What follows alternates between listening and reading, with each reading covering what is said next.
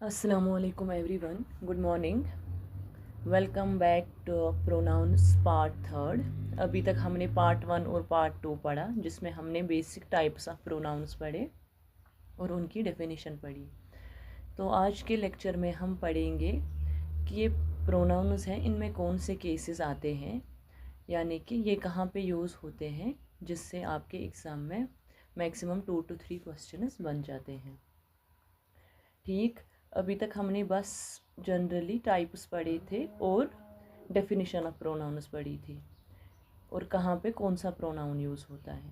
ठीक, अब हम इसको फर्दर एक्सप्लेन करेंगे कि कहाँ पे कौन सा प्रोनाउन किस केस में आता है, यानी कि आज हम केसेस ऑफ प्रोनाउंस पढ़ेंगे। ठीक, आ जाइए। तो केसेस ऑफ प्रोनाउंस हमें पता है हमारे पास 7 टाइप्स ऑफ प्रोनाउंस हैं, जो हमने पहले ही पढ़ा था। पर्सनल, पोजेसिव, रिफ्लेक्सिव, इंटरोगेटिव, ये सब हमने पढ़े हुए हैं। तो एक एक करके हम पढ़ेंगे कि कहाँ पे कौन सा प्रोनाउन कैसे यूज़ होता है, यहाँ से आपके एरर बेस्ड क्वेश्चंस आपके एग्ज़ाम में बन जाते हैं। पहला है पर्सनल प्रोनाउन। इसमें से जो आपको एग्ज़ाम में क्वेश्चंस दिखेंगे वो आपको यही एरर बेस्ड होगा। ठीक, पहला केस है एंड और वाला केस। एंड और हमें कंजुगेशन के लिए कंजक्शन के लिए यूज़ होता है ना। अगर हम एंड से कोई किसी सेंटेंस में एंड होगा तो यानी कि वो दो क्लासेस, दो सेंटेंसेस, दो फ्रेजेस को ज्वाइन करेगा। For example, Riya and me went to the school, है ना।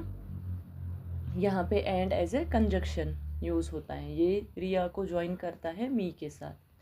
इसी तरह सेंटेंस नंबर थर्ड, रिया और myself will go for shopping, है ना। यहाँ पे भी और एज कंजक्शन यूज़ होता है। अब हमें देखना है कि एंड और वाले केस में कैसे हम प्रोनाउंस को, कौन से प्रोनाउन, पर्सनल प्रोनाउन को यूज़ किया जाता है, यानी कि कौन सा ऑप्शन इसमें करेक्ट बन जाता है और कौन सा इनकरेक्ट। तो एग्ज़ाम में आपको ऐसे ही एरर बेस्ड क्वेश्चन आते हैं, जैसे मैंने यहाँ पे सेंटेंसेस को बनाया हुआ है। अच्छा, डिटेल में क्या लिख रहा है, when two are more pronouns are joined by and और, है ना। मिनिमम रिक्वायरमेंट 2 की है, यानी कि 2 क्लासेस, 2 फ्रेजेस, 2 सेंटेंसेस जब होंगे, मिनिमम 2। फिर 2 से ज़्यादा होगा, वहाँ पे कैसे यूज़ होता है, वहाँ पे फिर हम कॉमा यूज़ करते हैं पहले एंड लास्ट पे एंड कर यूज़ करते हैं। When two are more pronouns are joined by and और they should be in same case, है ना। दोनों सेम केस में होने चाहिए। That is subject pronoun in subject pronoun case and object pronoun in object pronoun case, यानी कि इसमें हमें सब्जेक्ट को सब्जेक्ट के साथ कंपैरिजन करना है, ऑब्जेक्ट को ऑब्जेक्ट के साथ कंपैरिजन करना है। ठीक, यानी कि जब हमारा केस एंड और आर, अगर हम किसी सेंटेंस में एंड और आर देखेंगे, पहले हमें पता है ये कंजक्शंस हैं दोनों। तो कंजक्शंस में क्या है कि दोनों केसेस सेम होने चाहिए, यानी कि अगर एक प्रोनाउन क्या है, सब्जेक्ट है, दूसरा भी सब्जेक्ट होना चाहिए, सब्जेक्ट और ऑब्जेक्ट नहीं होना चाहिए। या तो दोनों नाउन्स, दोनों प्रोनाउन्स या तो सब्जेक्ट होने चाहिए या तो दोनों ऑब्जेक्ट होने चाहिए। सब्जेक्ट ऑब्जेक्ट नहीं आएगा, ऑब्जेक्ट सब्जेक्ट नहीं आएगा, यानी कि सब्जेक्ट सब्जेक्ट के साथ कंपैरिजन, ऑब्जेक्ट ऑब्जेक्ट के साथ कंपैरिजन। पहला सेंटेंस देख लीजिए, Riya and me went to school. Riya इसमें सब्जेक्ट है, मी इसमें ऑब्जेक्ट है, यानी कि ये हमारा इनकरेक्ट बनेगा। क्यों? क्योंकि अगर रिया सब्जेक्ट है, दूसरा भी सब्जेक्ट होना चाहिए, तो मी का सब्जेक्ट आई बनेगा। Riya and I went to school, ये इसका करेक्ट आंसर बनेगा। आया समझ, यानी कि रिया सब्जेक्ट ही है, मी ऑब्जेक्ट है। ठीक, मी कैंसिल हो जाएगा, मी के बदले आई आएगा, यहाँ पे हो जाएगा Riya and I went to school, यानी कि रिया एंड आई दोनों सब्जेक्ट हैं, यहाँ पे हमने सब्जेक्ट को सब्जेक्ट के साथ कंपैरिजन किया। ठीक, दूसरा देख लीजिए, teacher scolded Riya and I. Teacher इसमें सब्जेक्ट है, ठीक, रिया इसमें ऑब्जेक्ट है, आई इसमें सब्जेक्ट है। तो टीचर की जगह ठीक ही है, subject. Riya object, I subject, तो दोनों क्या बनेंगे, ऑब्जेक्ट ऑब्जेक्ट कंपैरिजन, है ना। रिया एंड आई कंजक्शन है ना यहाँ पे ही, रिया एंड आई के बीच में, तो ये दोनों सेम केस में होने चाहिए। रिया ऑब्जेक्ट है, पहला वाला ऑब्जेक्ट, दूसरा वाला भी ऑब्जेक्ट केस में ही आएगा। तो टीचर्स कॉल्डेड रिया एंड आई का ऑब्जेक्ट मी बनेगा, टीचर्स कॉल्डेड रिया एंड मी। जहाँ पे आपको कंजक्शन दिखेगा, यानी कि रिया एंड आई के बीच में कंजक्शन है, तो दोनों, इन्हीं दो में केस सेम होगा। टीचर का छोड़ दीजिए, वो वैसा ही रहेगा क्योंकि वहाँ पे कंजक्शन नहीं है। रिया एंड आई, पहला वाला ऑब्जेक्ट है तो दूसरा वाला भी ऑब्जेक्ट ही बनेगा। ठीक, इसी तरह और वाला केस देख लीजिए, रिया और myself will go for shopping. Riya इसमें सब्जेक्ट है, माई सेल्फ इसमें रिफ्लेक्सिव प्रोनाउन है ना, सेल्फ वाले हमारे पास रिफ्लेक्सिव प्रोनाउन्स हैं। तो सब्जेक्ट का कंपैरिजन रिफ्लेक्सिव प्रोनाउन के साथ नहीं होगा, सब्जेक्ट का सब्जेक्ट के साथ ही। माई सेल्फ का सब्जेक्ट आई है ना, I subject, me object, myself reflexive pronoun. Riya और I will go for shopping, दोनों ये सब्जेक्ट केस में आएंगे। ठीक, तो यहाँ पे हमें देखा कि जहाँ पे एंड और वाला केस होगा वहाँ पे सब्जेक्ट का सब्जेक्ट के साथ कंपैरिजन होगा, ऑब्जेक्ट का ऑब्जेक्ट के साथ कंपैरिजन होगा। अच्छा, दूसरा है पॉजेसिव प्रोनाउन का केस। ठीक, पॉजेसिव प्रोनाउन बहुत इजी है। कैसे? क्योंकि जब हमारे पास एपॉस्ट्रोफी एस होगा ना तो वो पॉजेसिव प्रोनाउन नहीं बनेगा। ठीक, वो उसका प्लूरल बन जाता है।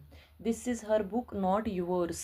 ठीक, ये योर्स यहाँ पे पॉजेसिव प्रोनाउन नहीं है, विदाउट एपॉस्ट्रोफी एस योर्स आएगा, यही आपका पोजेशन बनेगा।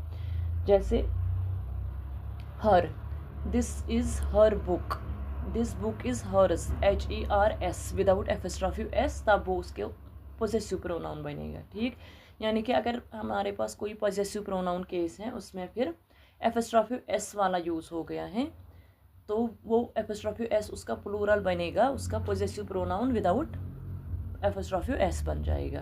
ठीक, ये वाला इजी है। एग्जांपल मैंने दे के रखी है, this is her book not yours. Yours इसमें रॉन्ग है। अगर एग्जाम में एरर स्पॉट करना होगा पॉजेसिव प्रोनाउन में तो एपॉस्ट्रोफी एस को एरर स्पॉट करना, यानी कि ये वाला एरर है यहाँ पे। तो करेक्ट कैसे बनेगा? विदाउट एपॉस्ट्रोफी एस, ये भी आपके एरर बेस्ड क्वेश्चन में बनेगा। Third, case of you, you वाला केस। यू का अब हमें पता है यू सब्जेक्ट भी खुद है, ऑब्जेक्ट भी खुद है, तो आप कंफ्यूज हो जाएंगे कि कौन सा यू सब्जेक्ट है और कौन सा यू ऑब्जेक्ट है। तो पहले इसमें भी कि यू या तो सब्जेक्ट होगा या तो ऑब्जेक्ट होगा। सब्जेक्ट कैसे होगा? जब हमारे सेंटेंस में कोई प्रिपोजिशन नहीं होगा। ठीक, प्रिपोजिशंस हमारे पास कौन से हैं? Between, with, to, for, from. अगर हमारे सेंटेंस में प्रिपोजिशंस नहीं होंगे विद इन बिगिनिंग तो वो वाला यू हमारा सब्जेक्टिव यू होगा। For example, you and me will do the work, है ना, यू से सीधे सेंटेंस स्टार्ट हो गया तो यहाँ पे यू वाला, यहाँ पे जो यू है ये हमारा सब्जेक्ट होगा। तो हमें क्या करना है? यू में भी सब्जेक्ट को सब्जेक्ट के साथ कंपैरिजन, ऑब्जेक्ट को ऑब्जेक्ट के साथ कंपैरिजन, यानी कि यहाँ पे you and me will do the work. अब हमें पता है ये वाला यू सब्जेक्ट है। दूसरा क्या है? यू एंड मी, मी इसमें ऑब्जेक्ट है, तो ये वाला रॉन्ग बनेगा। करेक्ट कैसे होगा? You and I will do the work. Y?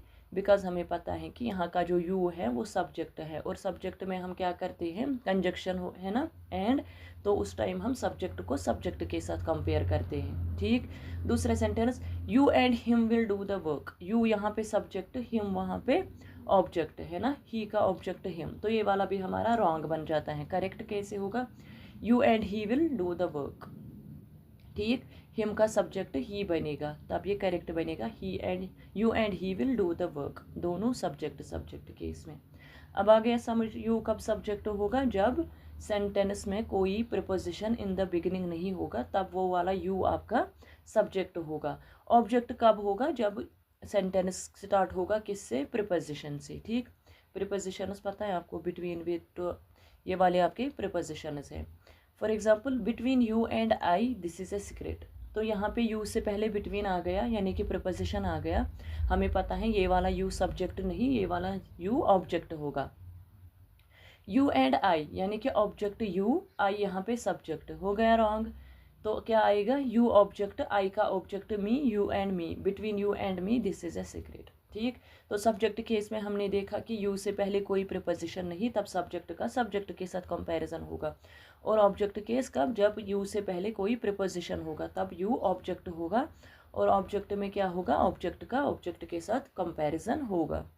ठीक, अच्छा, जो मैंने आपको पढ़ाए थे words like each, every, anyone, everyone, someone, जिसका मैंने आपको बेसिक इंट्रोडक्शन दिया था लेक्चर सेकंड में, तो इनको हम फर्दर एक्सप्लेन करेंगे कि ये कहाँ पे कैसे यूज़ होते हैं। तो ये जो सारे वर्ड्स हैं ना आपके, each, every, anyone, everyone, someone, 5 words, 1 2 3 4 5, हाँ, ये सारे आपके सिंगुलर के साथ यूज़ होते हैं। ठीक, तो इनके साथ हम सिंगुलर प्रोनाउन का ही यूज़ करेंगे। जैसे सब्जेक्ट सब्जेक्ट कंपैरिजन, वैसे ही यहाँ पे सिंगुलर सिंगुलर कंपैरिजन। ठीक, पहला देख लीजिए, पहला वर्ड है ईच, यानी कि ईच।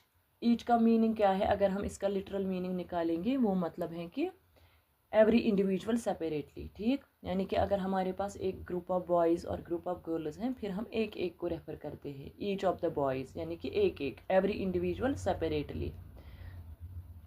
अगर हमारे पास क्वेश्चन है, each boy finished his homework. ठीक, each boy finished their homework नहीं आएगा। क्यों? क्योंकि हमें पता है ईच सिंगुलर है, तो इसके साथ प्रोनाउन भी सिंगुलर ही आएगा। सो क्या आएगा? Each boy finished his homework. Each boy finished their homework नहीं आएगा। दियर कब हमें यूज़ होगा?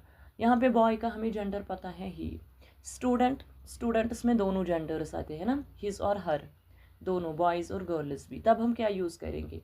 अगर हम ट्रेडिशनल देखेंगे, पुराने ज़माने में जब ज़्यादा सोसाइटी पेट्रियार्कियल थी, जैसे मैंने आपको प्रोनाउंस में पहले ही पढ़ाया था कि अगर हमारे पास जेंडर अननोन होगा तब हम ही का यूज़ करते हैं, क्योंकि पेट्रियार्कियल सोसाइटी है, सोसाइटी डोमिनेटेड बाय मैन है।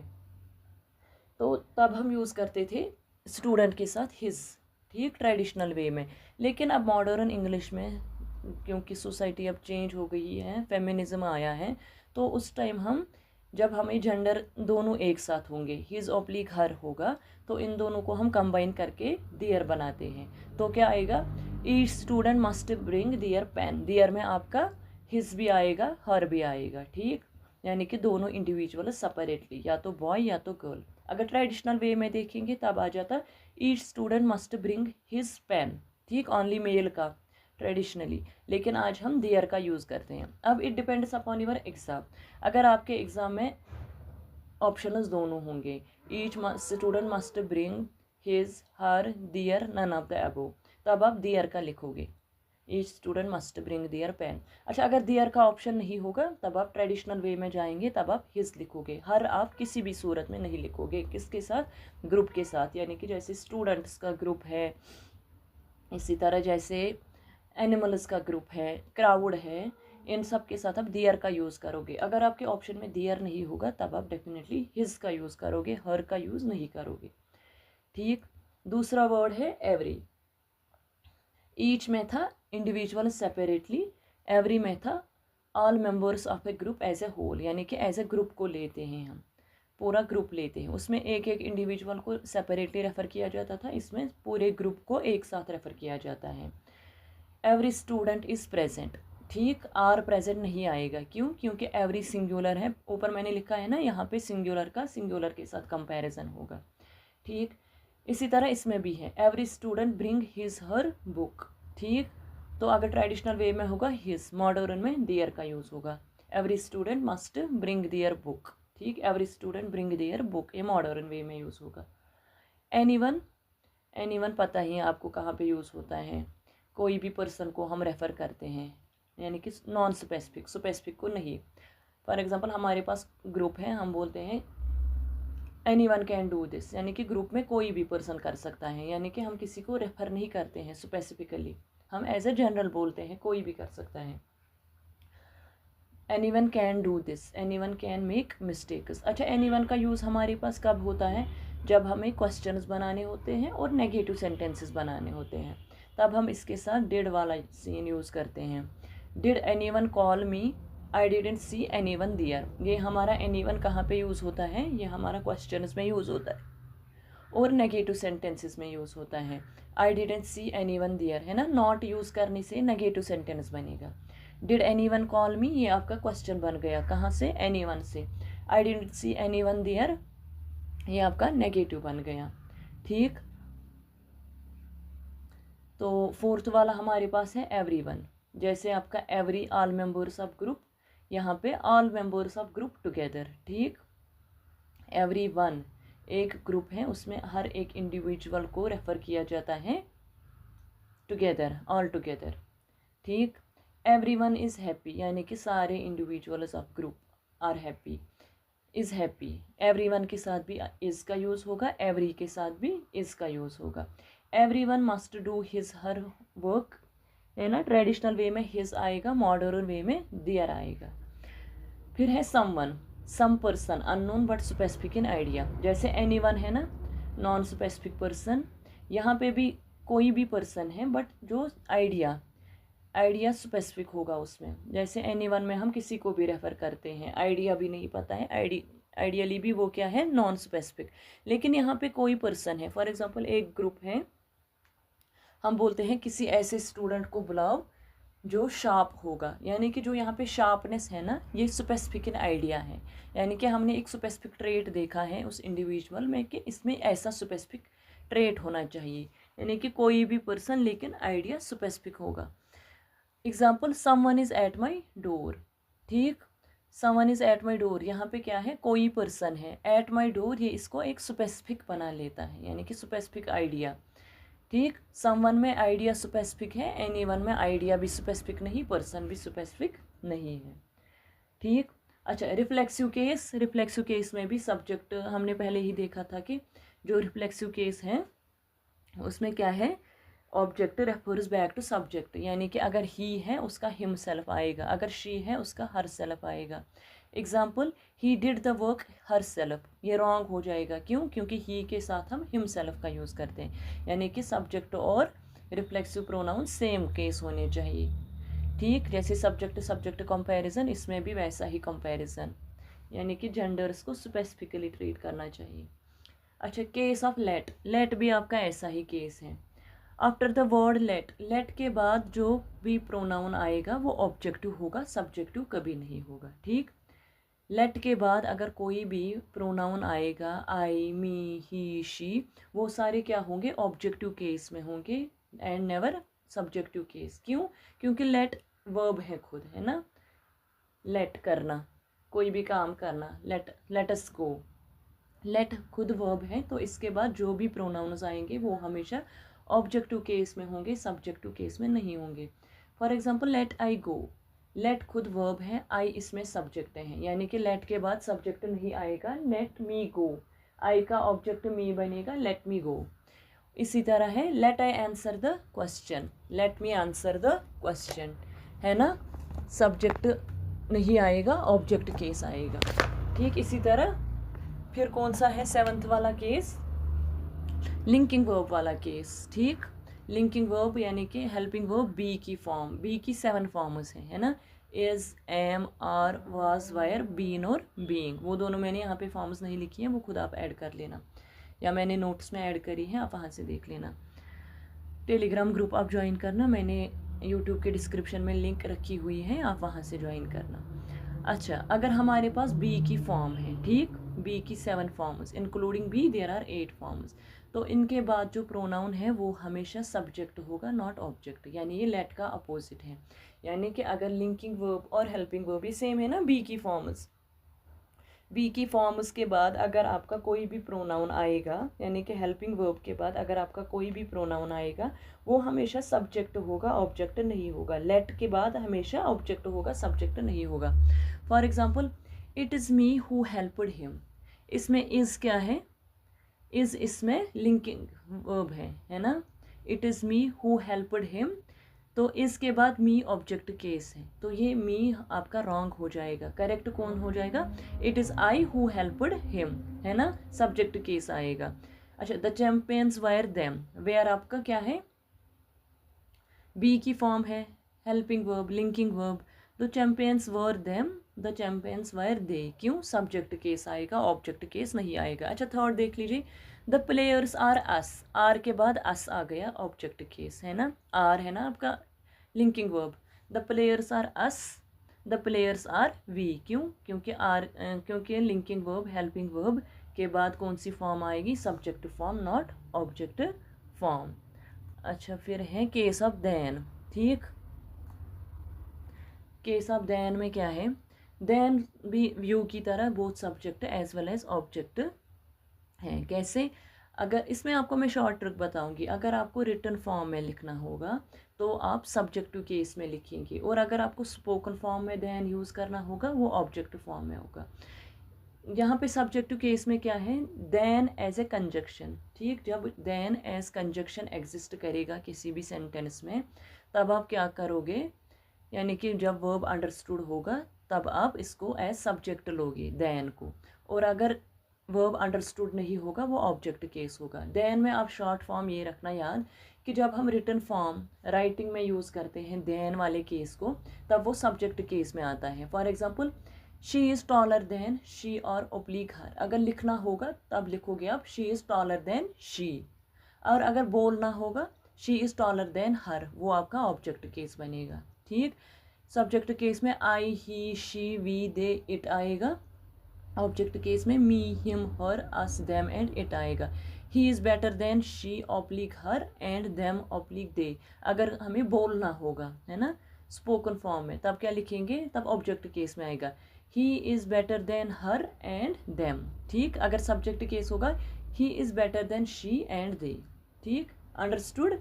ये आपका देन वाला केस है। देन में अब बस रिटन और स्पोकन फॉर्म लिखोगे। कल हम इसका इंशाल्लाह